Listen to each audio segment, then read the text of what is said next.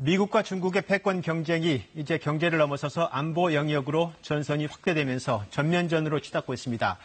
두 나라의 갈등으로 세계 경제가 출렁이고 당장 우리에게도 그 여파가 직결되고 있습니다.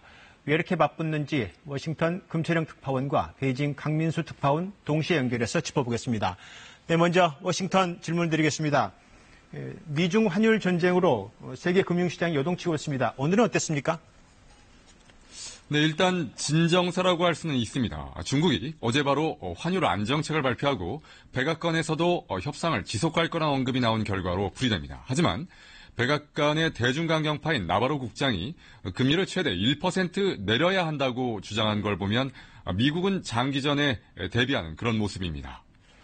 네, 베이징에도 질문을 좀 드리죠. 이번엔 중국도 물러서지 않을 그런 태세인 것 같습니다. 네, 중국 외교부가 아주 거친 표현을 써가면서 환율 조작국 지정을 비난했는데요.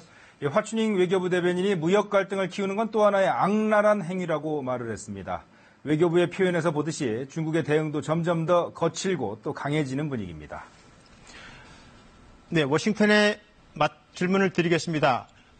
미국도 이번에는 중국을 좀 더 강하게 압박하는 그런 모양새인 것 같습니다. 네, 트럼프 대통령은 오늘도 우리가 유리한 위치에 있다. 필요하면 내년에도 또 조치하겠다. 이렇게 중국을 압박했습니다. 다만 커들로 국가경제위원장은 미중 협상 지속 의사를 밝히기도 했는데요. 중국은 압박하면서도 시장에 미치는 충격은 줄이려는 강원 양면 전략으로도 풀이됩니다. 네, 그런데 미국이 이 경제뿐만 아니라 카드를 하나 더 꺼내 들었습니다. 안보를 지금 중국을 압박하고 있는데 미국 국방장관이 일본에 와서 또 강한 발언을 했다고요? 네, 에스퍼 국방장관은 아베 총리를 만나서 중국의 군사행동이나 약탈적인 경제행위가 국제적인 규칙을 위협하고 있다. 이렇게 비난을 했습니다. 미사일의 아시아 배치와 관련해선 아무에게도 요청하진 않았다고 했지만 거친 언사를 통해서 영내 동맹국들에게 미국의 속내는 분명히 전했다는 그런 분석이 나오고 있습니다. 네, 그런데 안보, 군사와 관련해서는 중국이 이번엔 더 강하게 나오고 있는 것 같습니다. 왜 이렇게 민감할까요, 중국이?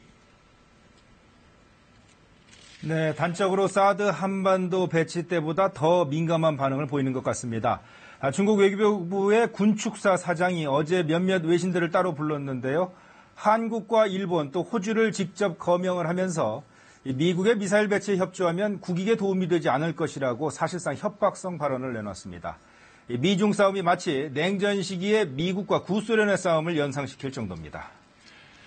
네, 미국과 중국 두 양축의 싸움이 단순한 말싸움이 아니고 이제 무력 시비로 이어지고 있는 것 같습니다. 워싱턴, 미국의 항공모함이 움직이고 있다고요? 네, 미국이 남중국해 해역에 항공모함을 투입 중이라고 AP통신이 보도를 했습니다. 아직 미군 당국이 확인은 하지 않았는데요. 남중국해에는 중국이 현재 베트남과 필리핀 등 여러 이웃 국가들과 해양 영토 분쟁을 벌이는 곳이어서 미국이 중국의 해양 굴기 그리고 패권 추구를 용납하지 않겠다는 의지를 보이는 걸로 분석이 됩니다. 네, 중국도 군사적인 맞대응 움직임이 있다고요? 네, 남중국해 파라셀군도 인근에서 중국 해군의 군사훈련이 지금 현재 진행 중입니다. 중국이 처음으로 자체 제작한 2호 항공모함이 곧 남중국해에 실전 배치될 것이라는 소식도 들려오고 있습니다. 네, 경제에서 안보까지 패권 경쟁 두 나라가 치열하게 지금 맞붙고 있는 그런 형국인데 미국이 이렇게까지 하는 이유는 어디에 있다고 보십니까? 네, 군사적 우위를 확고히 하겠다라는 뜻은 물론 경제에서도 중국의 패권 도전을 용납하지 않겠다는 뜻으로 읽힙니다. 트럼프 대통령은 내년 대선을 의식한다는 분석이 안 나올 수 없겠고요. 백악관 현재 핵심 요직에 대중강경파가 포진하고 있는 것도 이유가 되고 있다고 봐야겠습니다.